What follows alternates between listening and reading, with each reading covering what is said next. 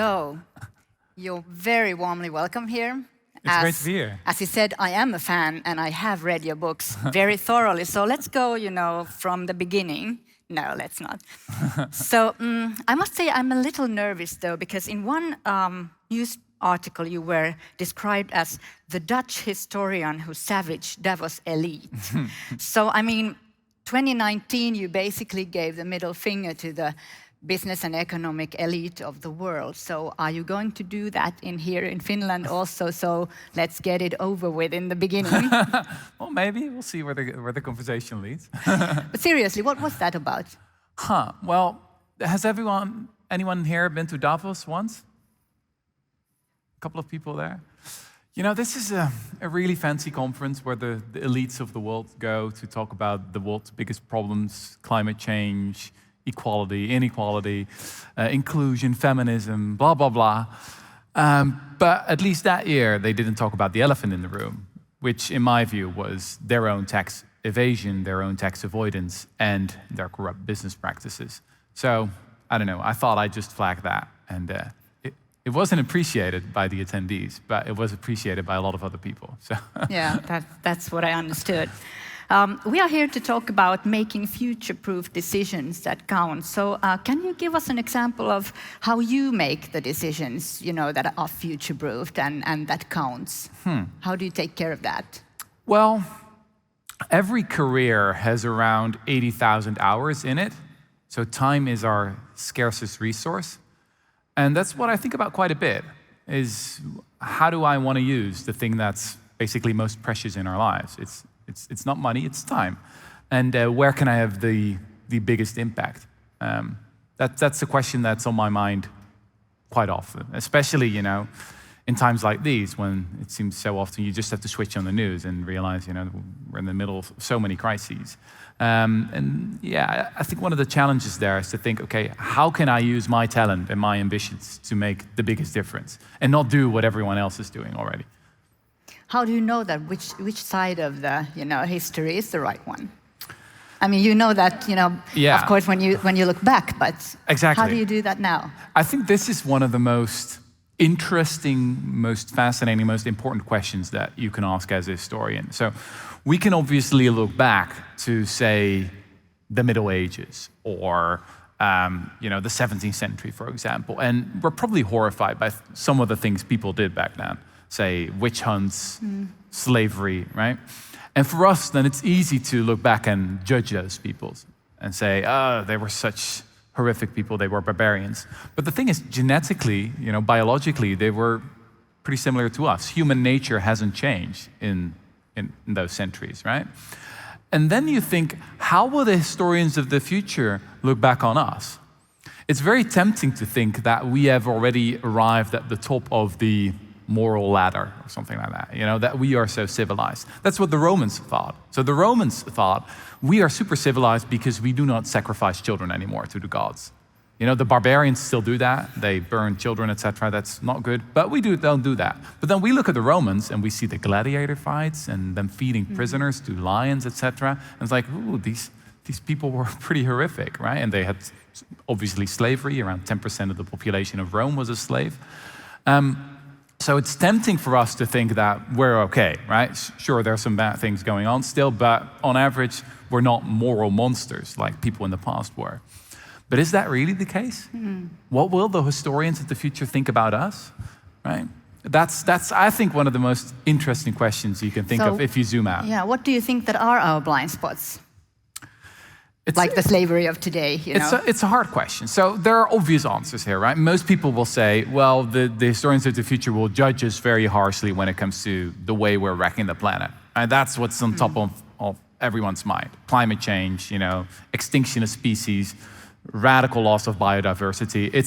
It's basically a crime that's happening in full daylight, and we all participate in it a little bit every day. And sure, we're trying to do our best, recycle plastic, and drive an electric car. Are we really trying to do our best? Well, a little bit. We can talk about that later. Yeah. But this is what's on top of everyone's mind. I think there are a couple of other things that very few people talk about that may be even more problematic from the perspective of the historians of the future, right? So the first thing I would say is probably the way we treat animals. every year there's new evidence about how sentient creatures can feel pain, what kind of emotions they have, that they have the ability to feel empathy. I mean, it's a very maybe Christian idea to think that we humans are on top of the pyramid, right? That we're somehow special. But actually what biology teaches us is that we are just another animal. So the things that we find important, other animals find important as well. And humans don't like it to be tortured in, factories. Animals don't either. Yeah. So I think that's probably one of the most obvious things that the historians of the future will judge us very harshly for. But other things that very few people discuss, I think, are some technological developments. So particularly synthetic biology and artificial intelligence are probably, the most important things going on now, the developments there. And, it's not all that much in the news. But it is, I think, incredibly important. Yeah. Are you a vegan, by the way? Yes. Okay. I turned vegan, I think, 1.5 years ago. It's actually because of my mother. So my mother is the kind of person who, for 60 years, she had breakfast with 2 Dutch sandwiches with cheese. And as you know, cheese is very important for Dutch people, right? When we were young, they throw you in a cauldron of cheese. And so you're pretty much addicted to cheese for the rest of your life. And so my mother was always eating cheese in the morning, in the afternoon, sometimes even in the evening. Like they were too lazy to cook or anything. And then my parents would say, "Oh, we'll have another sandwich tonight." But she's the kind of person who, saw the evidence and immediately changed her mind. So after 60 years of eating dairy, she immediately stopped. And then she started shaming me. She's like, "Rutger, you go to Davos and blah, blah, blah, and you have all these ideals and fancy words. I can't take you seriously as a son." So credits go to my mom there. If we talk about the business world and the future-proof decisions and being on the right side of history, what do you think is the most important change that should happen in business? What should a business leader do today in order to make decisions that are future-proof? I think that the ideal that we crave today is what I call moral ambition. And this goes back to what I see as one of the greatest tragedies of our time. One of the greatest tragedies of today is the waste of talent. So many super smart people who could go on and do great things are, in my view, wasting their talent. So let me give you a couple of examples. There's this notion of what scientists call bullshit jobs, right? It's a term invented by the anthropologist David Graeber. And it's important that I give the right definition. So if someone says about his or her own job that he or she doesn't contribute anything, then that's a bullshit job, bullshit, right? Yeah. Some people may say, well, Rutger is a historian, that's the definition of BS. But it doesn't work that way. It's really people saying it about their own jobs. And we know from recent evidence that in Western countries, around 7% of the workforce think they don't contribute anything, and around 17% are not sure. So if you add that up, it's around 25% of people in the workforce who are not really sure whether they actually contribute anything. And if you then look at who are these people, well, they're not nurses, they're not teachers, they're not police officers.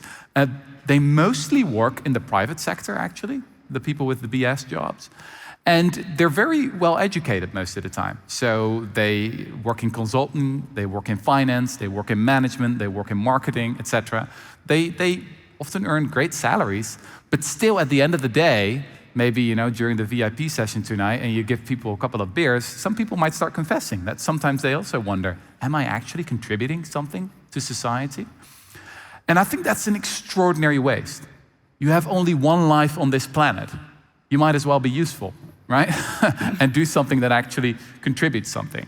So that's just one clear example of where we're losing something, and we need something else, what I call moral ambition, the yearning and the willingness to make a real difference in this world. So it's not just a leadership issue in your No, absolutely. No, it's a much broader issue. I think probably for this audience, what would be more relevant is a second category of wasted talent. And this is what I see with a lot of people my age. So imagine, for example, you are or maybe a little bit younger, you're 25 or something like that, and you went to a great university. Maybe you even studied in the US, to an Ivy League university. You're really seen as one of the best in your class. You're the top 10, maybe top 5%. You're a high achiever. You always had the best grades.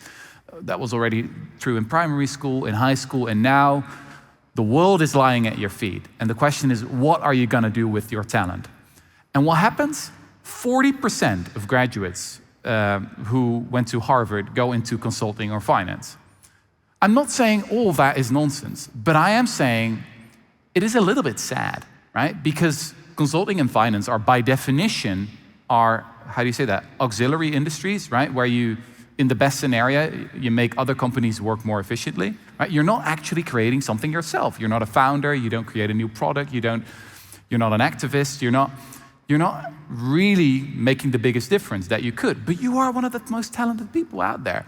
And I think that's maybe a bigger waste of talent. It's not people who are actually in a BS job, but more in a job that is fine, is okay, and it will earn them a nice salary, and it will get them their second home, and they can go on ski vacation as often as they want. Sure, that's all fine, but is that really what you wanted out of life? Is that really the thing you wanted to do with your 80,000 hours? I don't know. I think sometimes that's a little bit sad, and you could aim much higher than that. Okay, but let's take another look at it, because if you work for a big corporation, say you are a consultant or something, and you have the possibility to be the activist also there, and you have the possibility, actually, if you're curious enough, you have the possibility to scale big innovations, that can, save the world.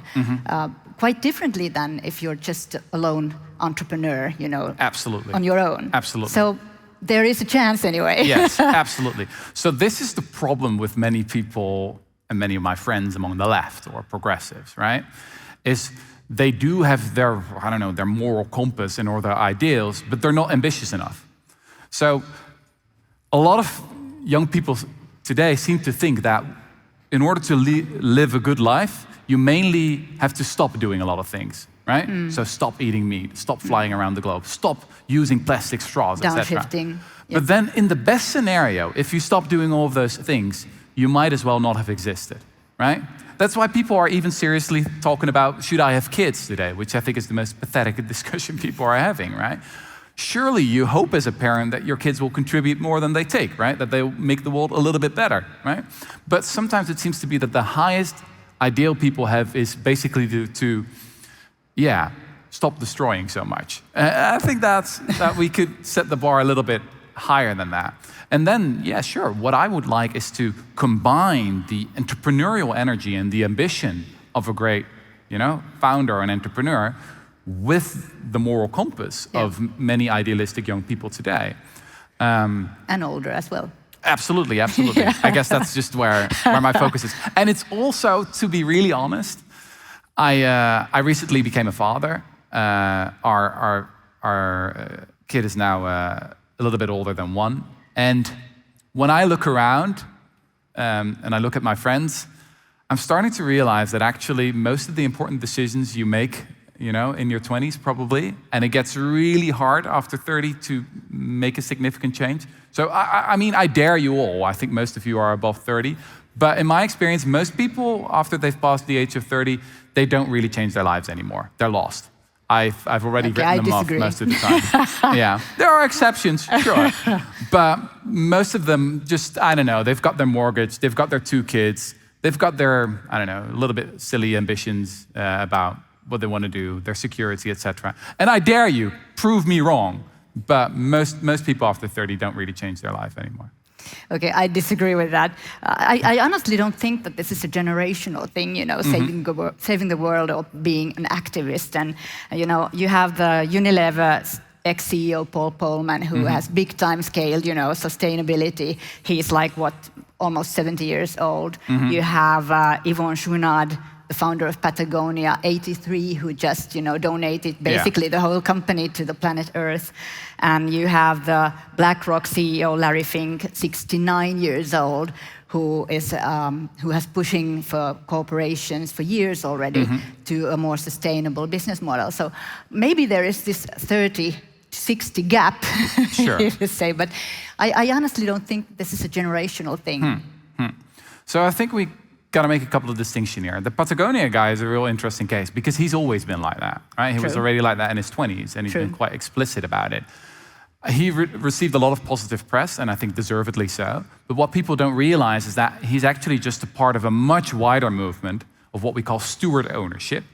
People, when they found a company, make the decision not to be, the owner themselves or, give it to the shareholders on the stock market, but to put it all in a foundation, basically, and to make sure that the company is always serving the original purpose, right? Not just the purpose of making more money. Sure, making money is a great thing if it helps you to fulfill your purpose, right?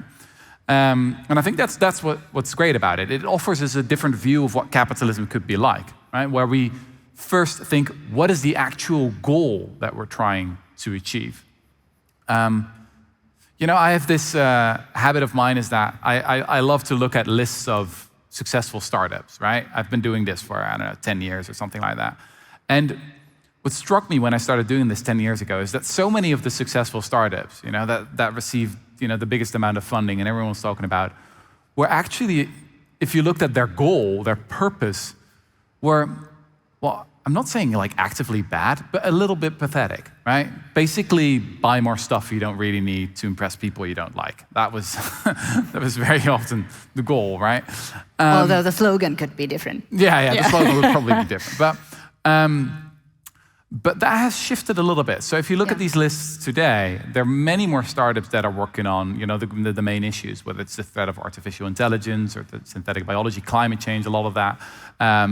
So that's moving I think in the right direction. But still, there's a lot of wasted, I think, entrepreneurial energy. Where I sometimes wonder, sometimes I meet these brilliant entrepreneurs, and then they founded another web shop that's doing really well, and I just wonder, what if we could have used your talent to do something about the fact that still today 5.5 people, a million kids, toddlers basically, as old as my little daughter, die from easily preventable diseases. That still happens, it's a tragedy that happens on a daily basis. And I just wonder what could happen if some of those brilliant people could work on that issue instead of, getting me, what did I see this week?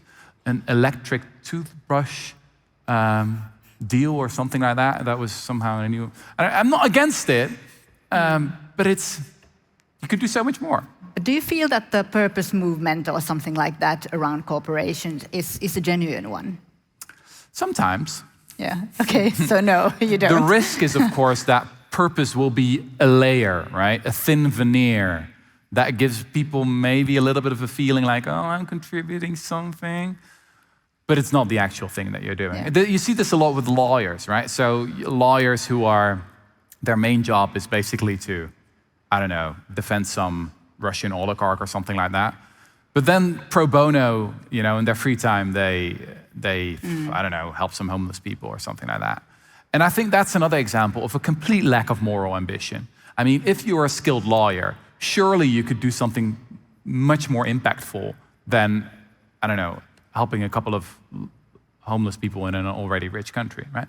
One of the main facts here to keep in mind is that we are the 1%.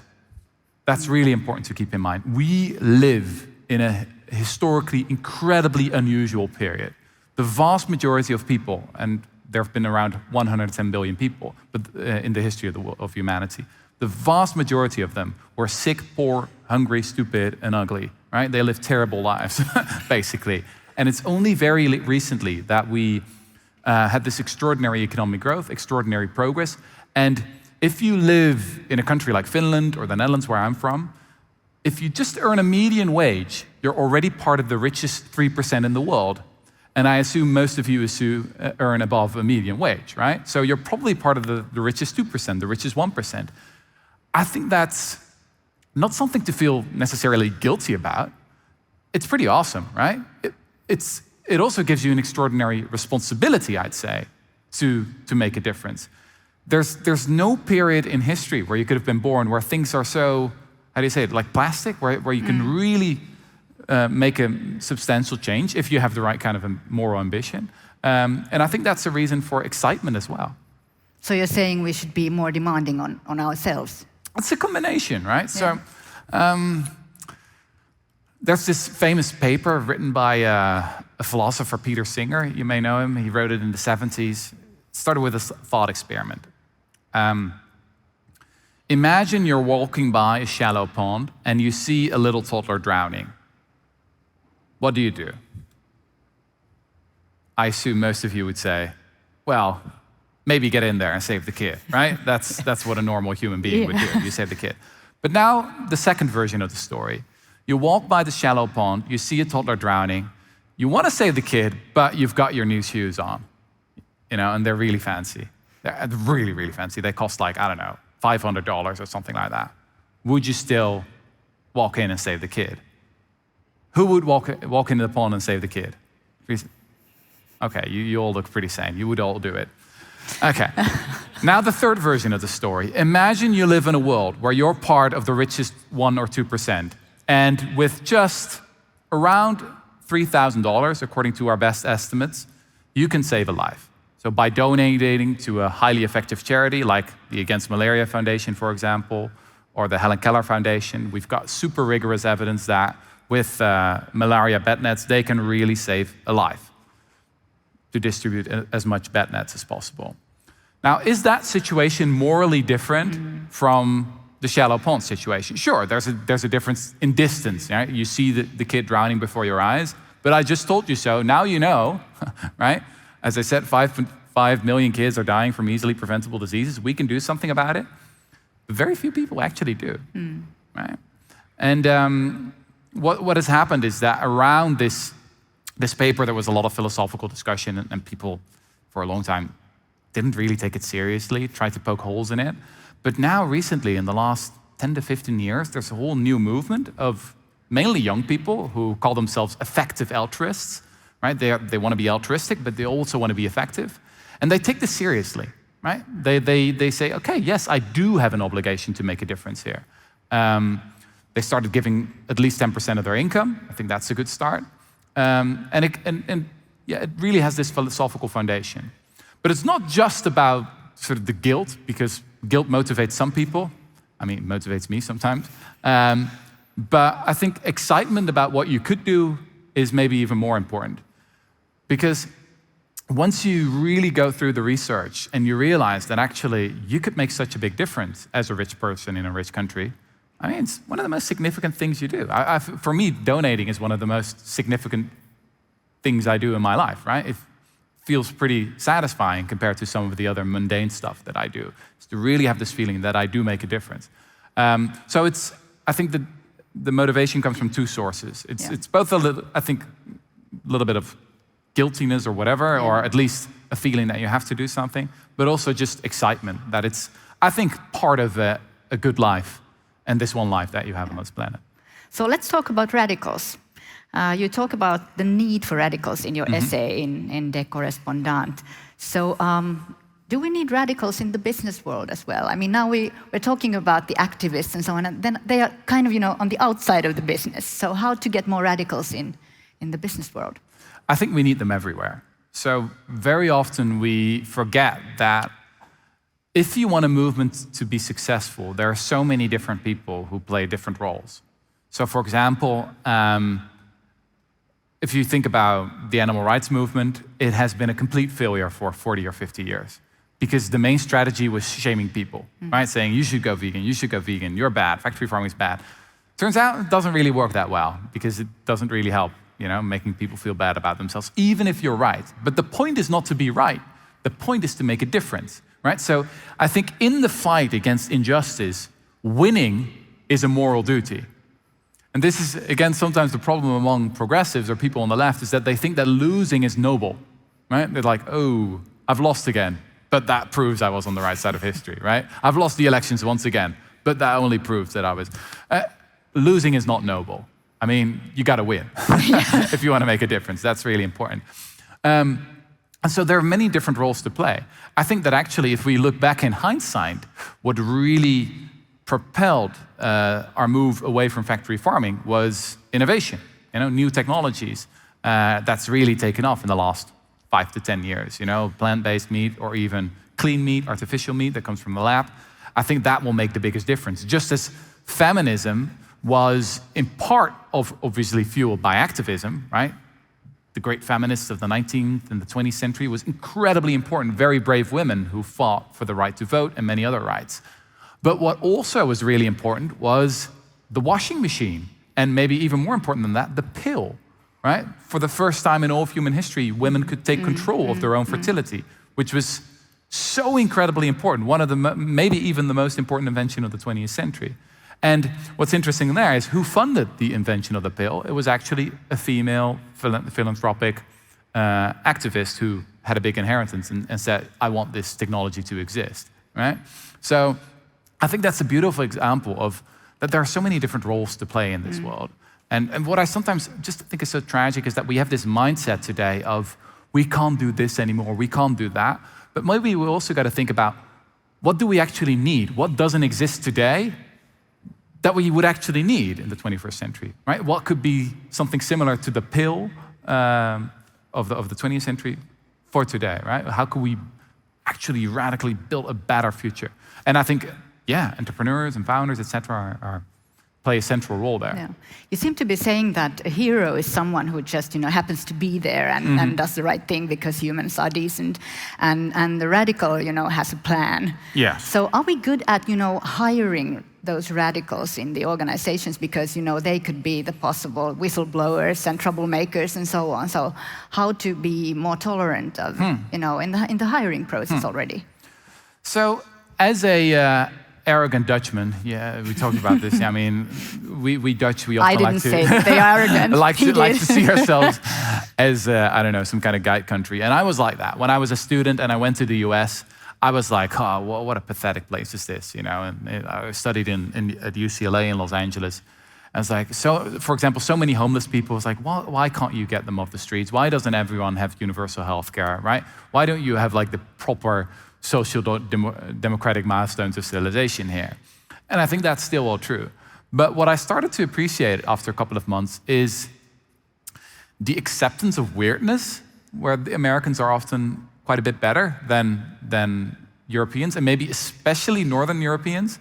In the Netherlands, we have the so-called hayfield culture, where as soon as you're a little bit weird, we chop your head off. In Sweden and Denmark and Norway, you've got, what's it called, Jante's Law, where you basically, be normal, be like all the others, don't be weird, right? And if you do, you'll pay you'll pay a very high price.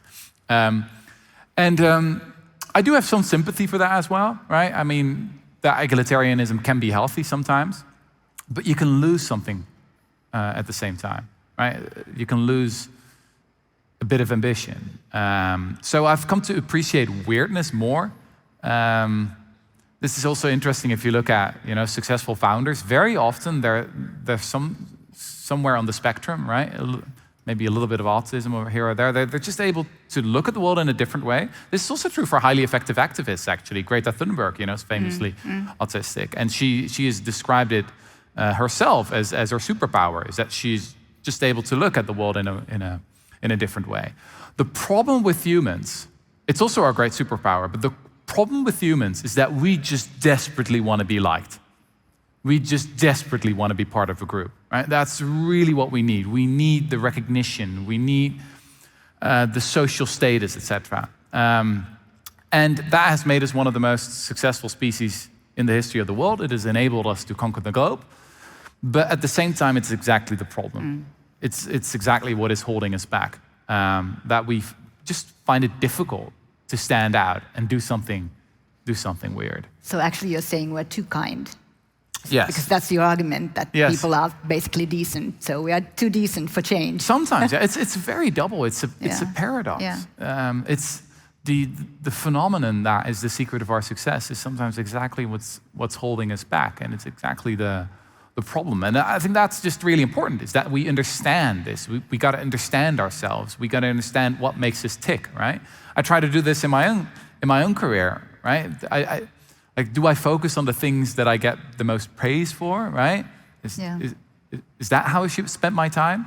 Or should I zoom out a little bit and think about how my ancestors will think about me, or the historians of the future will think about me, right?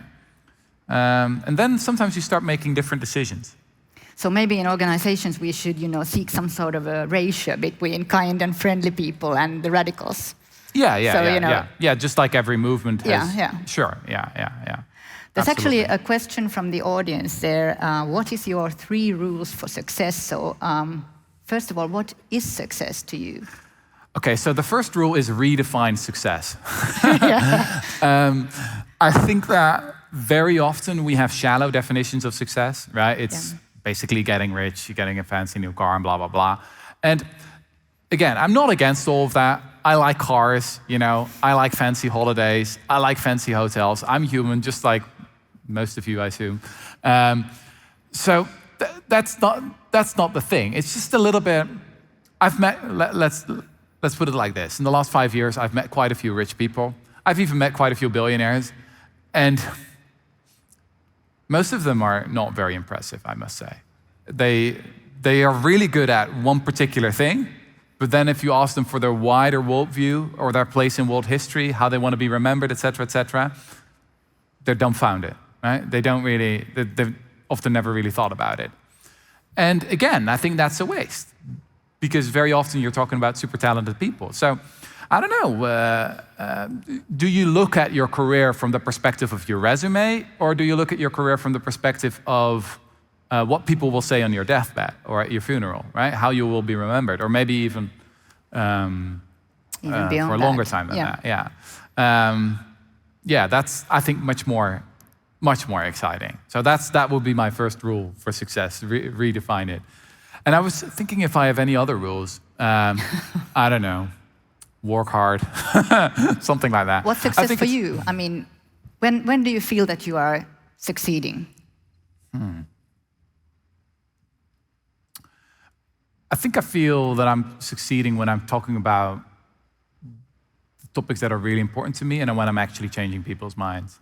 I think that's a lot of what I do is obviously agenda setting, right? Saying like, okay, we should focus on tax avoidance, we should focus on tax evasion. That is the big thing. And so it's relatively hard to measure the effect there, right? I can't do a randomized controlled trial where in one reality I would have said that, and in the other reality I wouldn't have said it. So that's sometimes difficult. I think one of the things that I need to be aware of, or what maybe everyone needs to be aware of, is my own vanity, right? Vanity and idealism are often mixed up in ways that are hard to, it's hard to separate the two. So that's a question I often have to ask myself, is it just that I really enjoy sitting on a stage like this, basically, or is it actually something that I'm trying to do here? Actually trying to make people think. So one of the metrics for success I have is, do people quit their jobs after they've heard me talking? I've had quite a few emails over the years. You do know that the organizations are paying for those tickets. So. Yes. So maybe that's one thing. How you can inspire. And maybe the discussions, afterwards, and when you write the books, people are discussing about the subject. So. And look, what my job also is I see myself as I'm in a place in between academia and traditional journalism. So the problem I think with academia these days is that it's super, super specialized. People know everything about their tiny little part of the picture, right? But then the journalists, their problem is that they have to focus on what's going on today instead of what's going on every day. Maybe you have this feeling sometimes, that you follow the news and you wonder how much of this is actually going to be relevant 5 years from now, or 10 years from now, or even next week, right? I think it's always a telling fact that people don't want to read the newspaper that was published yesterday, right? And then my question is, how worthless must the newspaper be if you can't even read it a day later, right? Then the information in there must be absolutely... you actually don't even read it today because you read them digitally already yesterday. Exactly. So again, the job there is to zoom out a little bit. And is a historian, a good thing to be in these days? I mean, we have Yuval Harari, we have plenty of historians nowadays, I think, who are telling us what to do. We're the new prophets. Yes. Why do you think it is that way? Actually, my career I started doing this partly out of frustration. It was around 2010, 2011, and we were in the middle of a financial crisis. The Arab Spring had just started. And when I switched on the television and looked at all the talk shows, it was mainly economists talking. And I was like, what are all these economists doing, explaining how they got us into this mess? I mean, why are they the supposed experts here? We've been here before. There's so much we can learn about the history of financial crashes and depressions, et cetera, and what we should do in such situations. Same is true for revolutions, right? I mean, we've got a massive amount of case studies that we can study what happens during these kind of revolutions. Actually, quite a few historians were quite pessimistic about what would happen with the Arab Spring, and sadly they were right? Because they studied history and they know what very often happens in these kind of situations. So yeah, that was. I've always believed that there's a huge amount we can learn from history. Should also be wary, by the way, of the historians, right? The historians also always have, a perfect analogy for the current situation, but you can talk things often in a lot of directions. Historians are better at asking questions than giving answers, in my experience. So you say people are decent, basically. Do you think that bosses and leaders are also decent? And why do leaders so often don't think that of the people who work for them? So if I would summarize my view of human nature in one sentence, it would be, most people are pretty decent, but power corrupts. I think that's a pretty good summary of, 50 years of scientific research into the psychology of humans.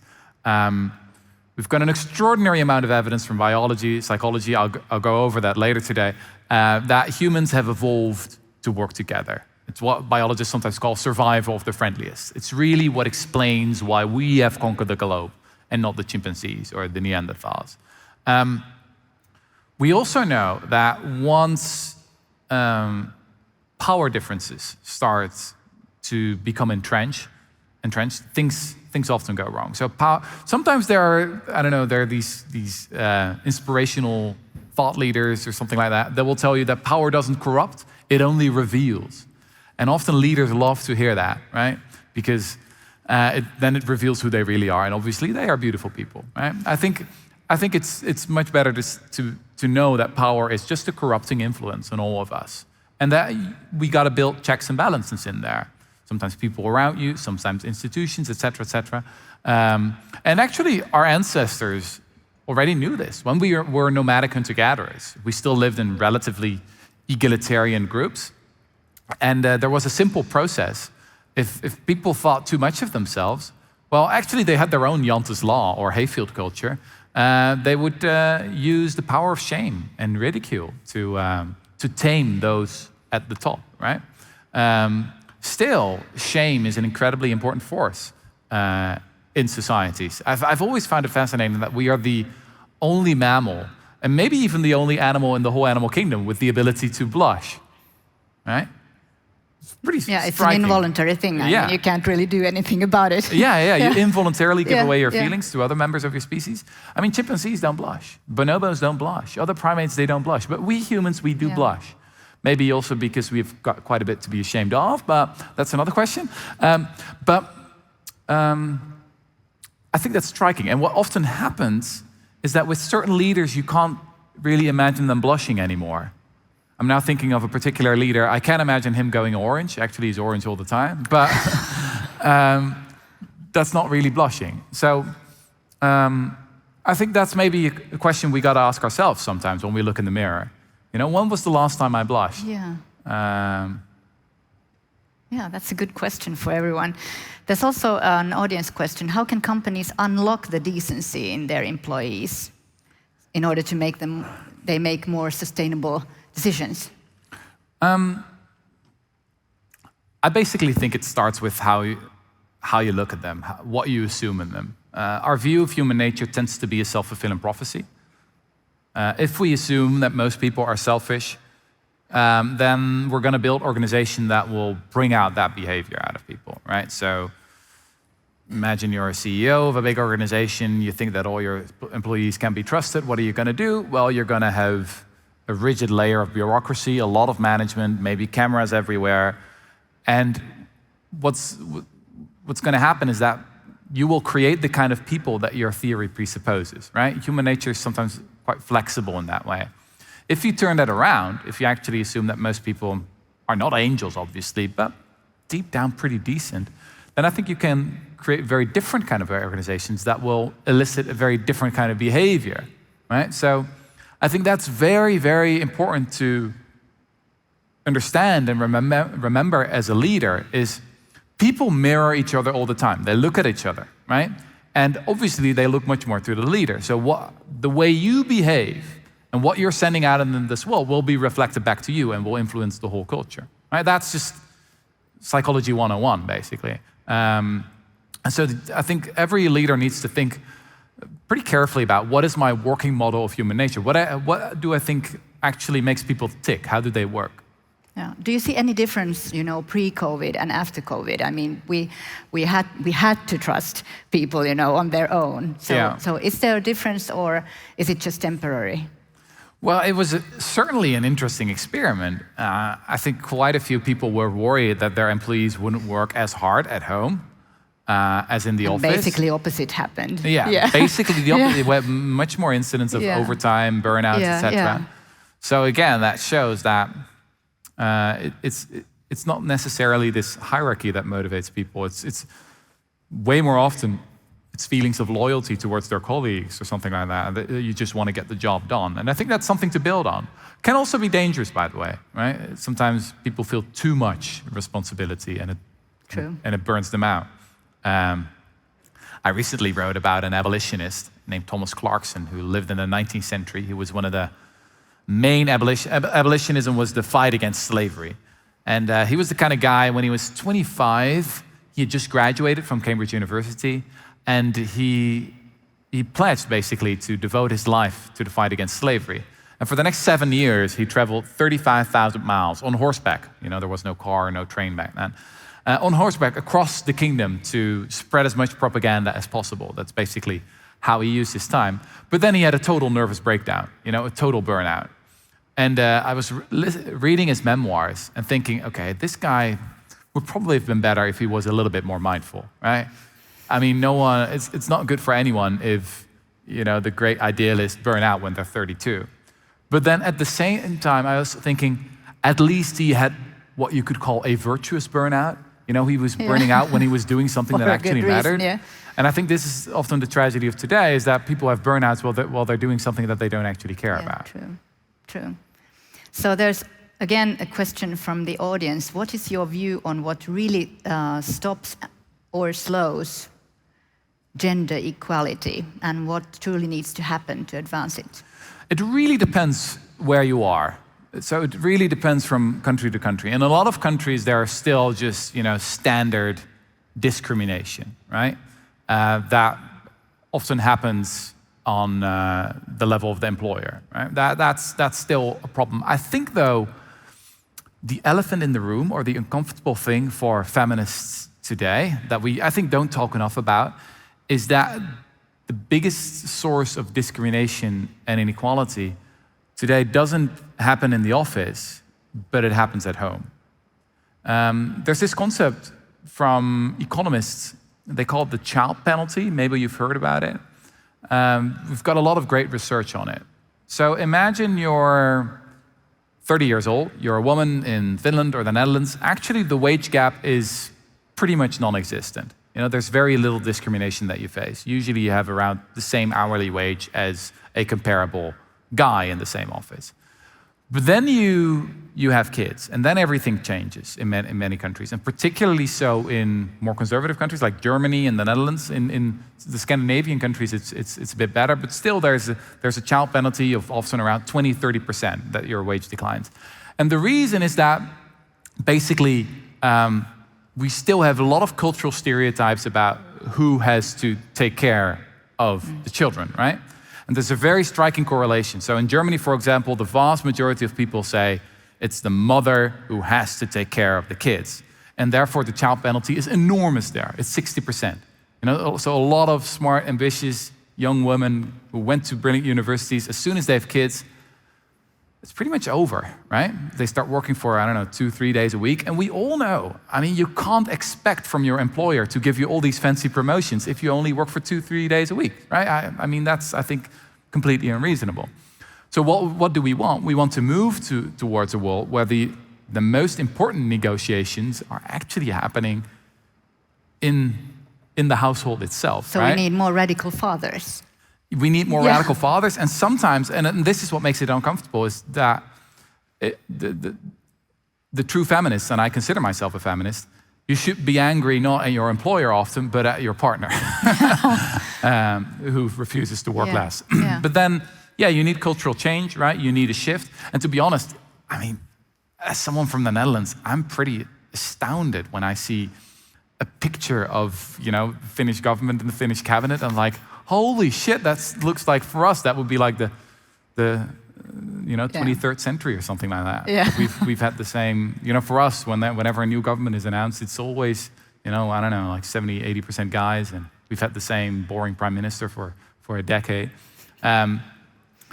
So, I don't know, it doesn't feel like I should be lecturing you about gender equality. It's more like I should be asking you, like, do you have any advice that I can bring back to the Netherlands? In the afternoon, you're going to give us a talk on humankind, the topic of your latest book. I have a friend who actually paid for his teenage son to read the book. Not so much, but he did pay because he thought that at that point of his life, it would be beneficial to think about the humans from that perspective, and not, expecting decency instead of the other thing. And the guy read it, so I mean, it did work. Yeah, okay. I think it did. Yeah. Oh, that's funny. That's funny. It's a lovely anecdote because in the book, I've got one chapter where I talk about the distinction that psychologists make between intrinsic motivation and extrinsic motivation. Now, extrinsic motivation is the most motivation that comes outside of us, right? The conventional, the money, the employer says you got to do something, this or that, or maybe the status, but that's why you do certain things. Intrinsic motivation comes from the inside. It's because you're curious, because you care about something, because you just want to do it, basically. And what psychologists have discovered, and this is where it gets interesting, is that these two sources of motivation, they can both be really powerful, but they don't add up. Actually, they distract from one another. So if you rely more on extrinsic motivation, also as an employer, if you think the status and the hierarchy and the money are more important, then people often start losing their intrinsic motivation, and the other way around, right? So I'm wondering what happened with this teenager, right? Because if you're reading a book for the money, in a few it's years, not the maybe. curiosity, right?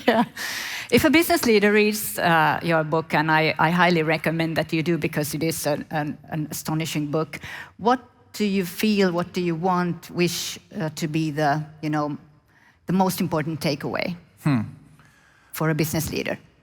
The main goal is obviously to help people to restore their faith in humanity. I mean, I think that's one of the big problems of today. Is that quite a few people just basically seem to have lost hope.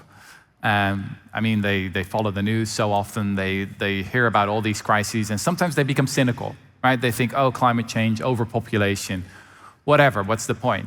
And then you can still maybe feel a little bit guilty about the fact that, I mean, we all have these luxury lives relative to the rest of the population, but maybe you're not going to do anything because you'll become a nihilist, right? And you'll say, well, that's just the way the world is. It's just a dog-eat-dog place. It's competitive, nasty. And I'm just, I don't know, I want to pass on as much to my kids, but that's it. That's where it ends.